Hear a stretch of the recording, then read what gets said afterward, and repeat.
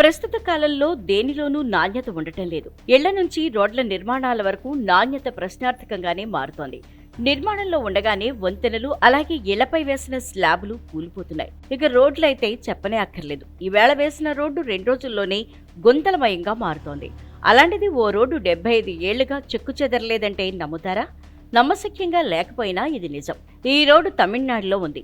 ఈ రోడ్డు నాణ్యత వెనుక అసలు రహస్యమేంటో తెలుసుకుందాం రండి.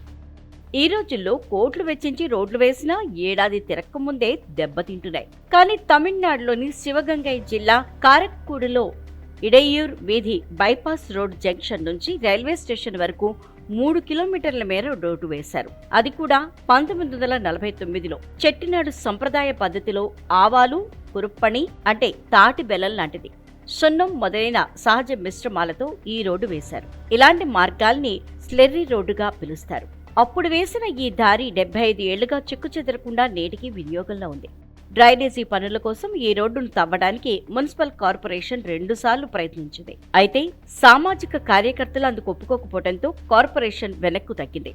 అనంతరం రోడ్డు పక్కన 3 చోట్ల గుంతలు తవ్వి డ్రైనేజీ పనులు చేపట్టారు. ప్రస్తుతం ఈ రహదారిని తారు రోడ్డుగా మార్చడానికి కార్పొరేషన్ చర్యలు చేపడుతున్నట్లు తెలుస్తోంది.